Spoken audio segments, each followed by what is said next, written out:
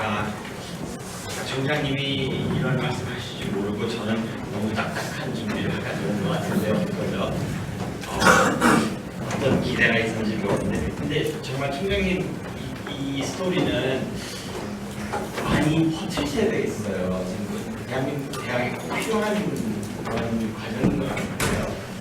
10년 계획하셨다는 건 정말 제가 존경합니다. 제가 사실 근래에 총장님들이 많이 바뀌셔가지고 한국에 몇 분을 찾아뵀는데 느낀 게 대한민국에서는 왜 대학교라는 데 총장을 4년째를 해서 진짜 중요한 일을 못하도록 만들었을까 하는 그런 궁금증이 있어가지고요. 데이터를 좀 만들었습니다.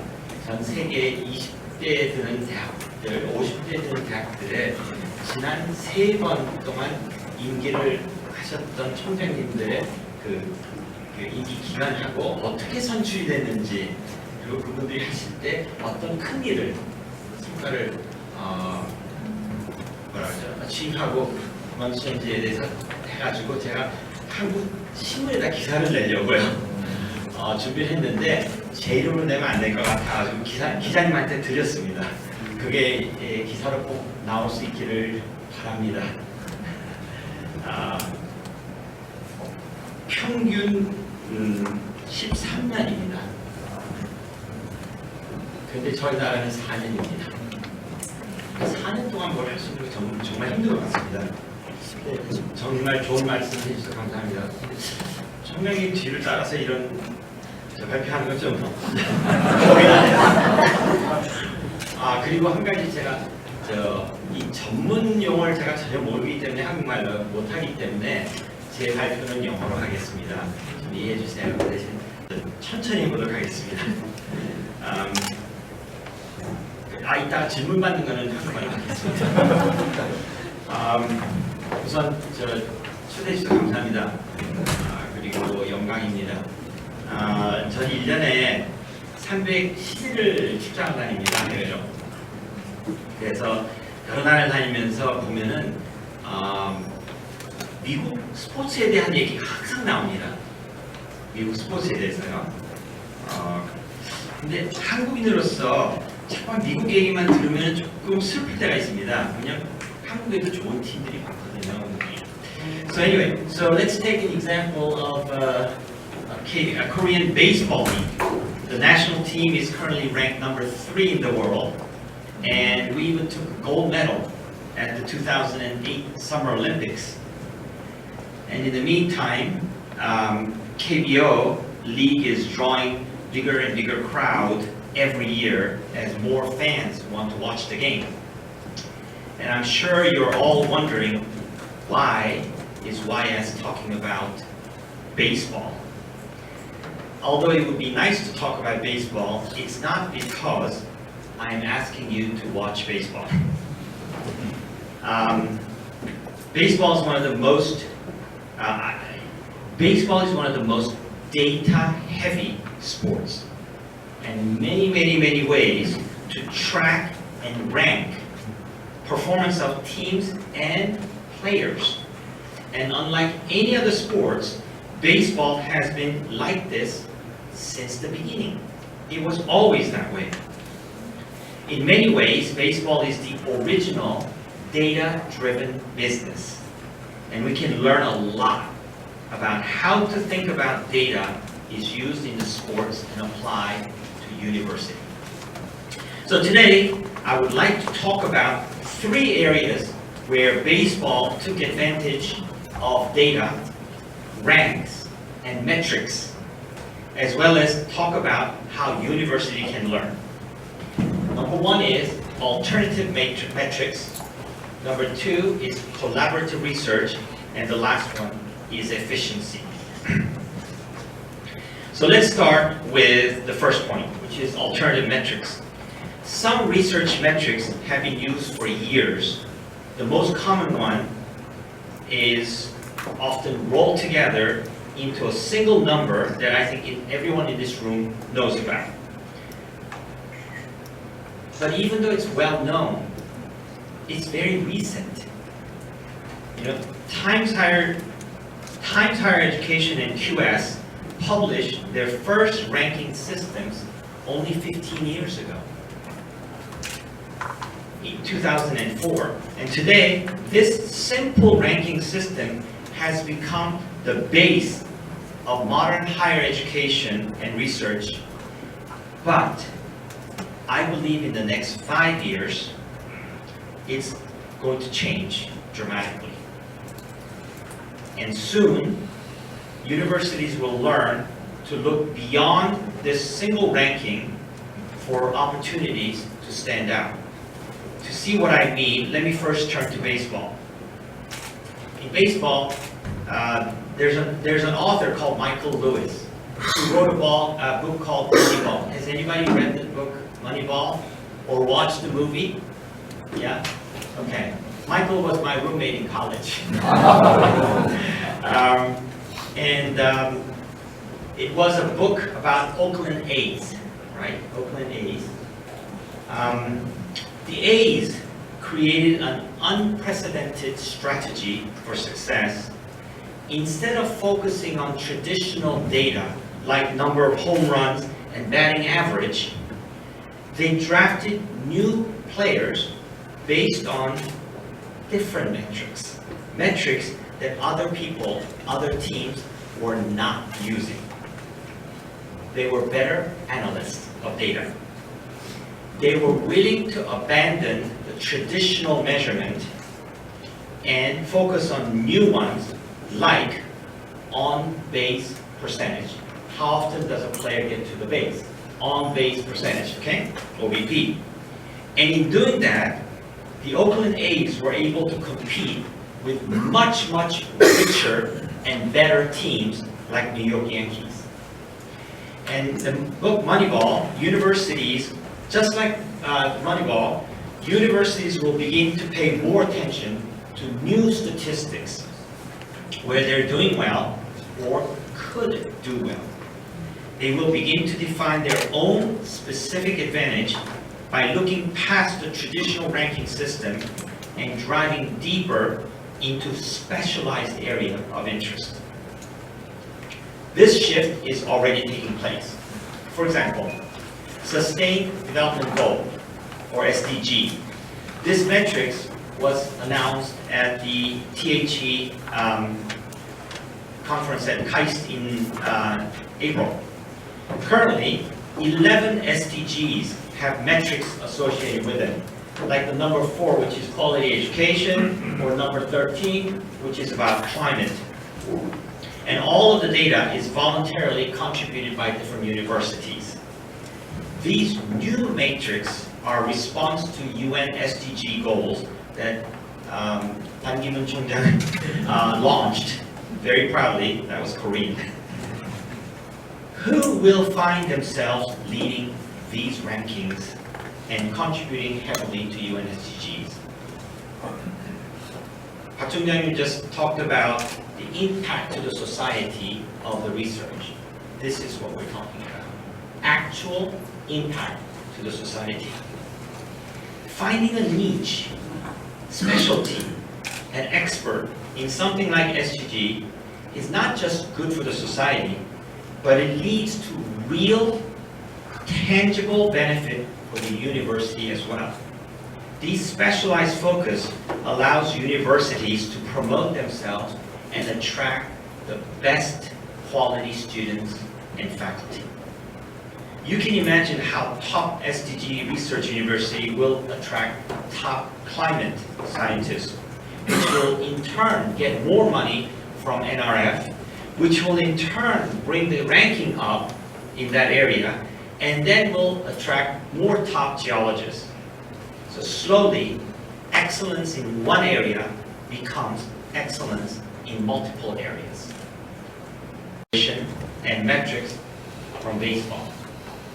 So, one reason baseball has become synonymous with statistics is because the game is described by numbers. In baseball, every pitch is recorded, and the contest between the pitcher and the batter is one-on-one. This is very different from soccer, for example, where the ball moves and there are 22 players in the field simultaneously. Defining and measuring an assisted goal in soccer is not very easy. But there are no assists in baseball. And we know exactly who gets the credit for each home run, each stolen base, and each score. When collaboration is important, measuring the individual player's value can be a challenge, and as a result, statistics are relied on less to describe the game. And the research is increasing in a team sport, unlike baseball. Researchers must work together across discipline and international boundaries to create cutting-edge knowledge.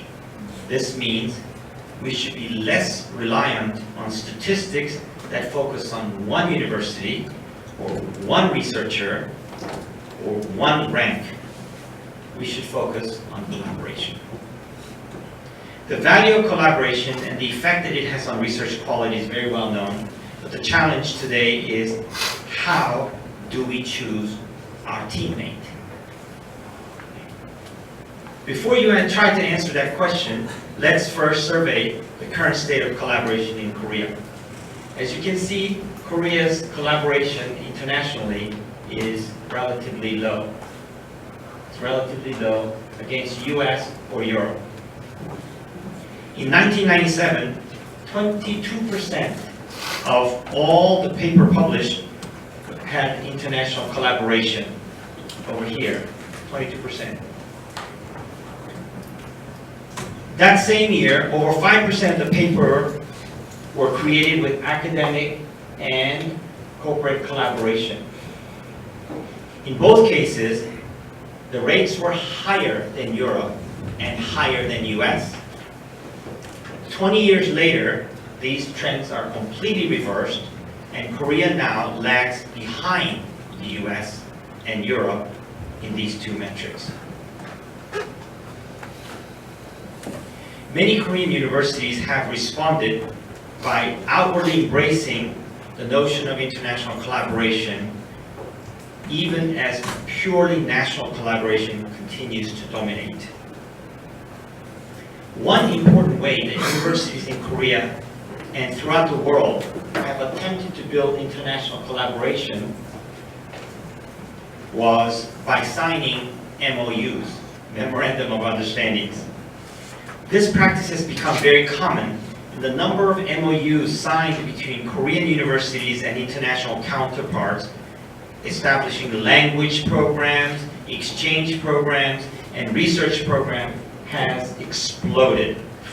For example, the top 15 universities in Korea by THE ranking collectively list over 5,900 partner institutions on their website. We went and actually counted them. Okay? And an average of nearly 400 per university. Of these 15 universities, 3 of them have more than 700 of them. I believe the first place to look when considering how universities can increase their collaboration should be the existing MOUs and partner universities. Why are these agreements made? Why? What good does it do?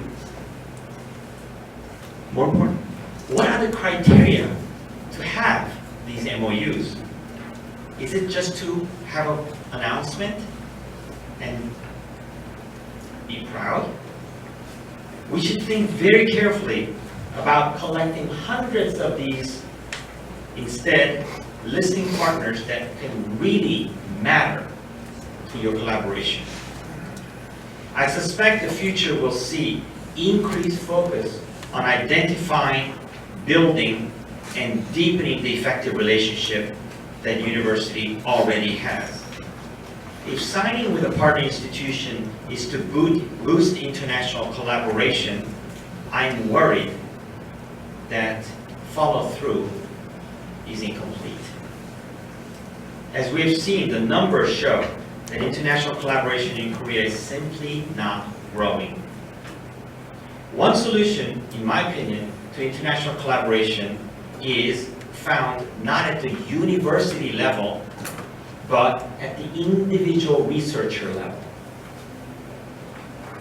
The collaboration is not between universities, it's between the people inside the university. And it's the chemistry between researchers and the trust between the researchers that make it happen. In this study, communication and personal links were found to be the crucial factor in 95% of successful and 74% of the unsuccessful partnerships. So simply encouraging researchers to go out and build relationship with their counterparts at other schools may be not an effective way to spend your energy. For universities, this can mean allocating funds for travel and international conferences, encouraging sabbaticals, and allowing professors time to teach guest courses at international institutions, but do it repeatedly. Not once, but repeatedly. Another important step toward collaboration is changing the attitude about what ranking is and why it should be used. Because of the collaborative nature of research, we should try not to think of knowledge production as a zero-sum game. Your gain at Ajou University is not a loss for another university in Korea. Not at all. It's a win-win. Adopting this attitude means avoiding decisions based strictly on ranking, and instead thinking more in terms of benchmarks and goals. This attitude is very, very different from encouraging winner-take-it-all attitude. There are some schools that have already adopted this outlook, and they are improving in their portfolio of collaboration. Now, I have been on record. I do not endorse ranking. And I know there are people from QS here, but I do not endorse ranking. Not the way it is today. Today, ranks are zero-sum game. If one goes up, another has to come down. I do not believe in that. I believe in certain bar, and if you cross the bar, you should all be ranked together. There should be multiple bars, but not 1, 2, 3, 4, 5, 6, 7, 8, 9. Because that's not what universities are about. Universities are about collaboration. It's a friendly competition, but based on collaboration. So I urge THE, I urge QS to rethink about numeric ranking that is zero-sum game. So let's move on to my last point, efficiency. Besides goal-driven collaborative evaluation, metrics can also be a powerful tool for university in terms of efficiency. Let's go back to baseball data again, Moneyball. Part of the motivation for Oakland A's new data-driven policy was that they didn't have enough resources. They had much less money than Yankees or Boston Red Sox. Look at the difference in the money they had for players, right? So they had to make sure their $35 million went a lot further than Yankees' $120 million. And by using data, they were able to make most of their money. So let's go back to universities. Efficiency means smarter use of everything from research dollars to increased research productivity.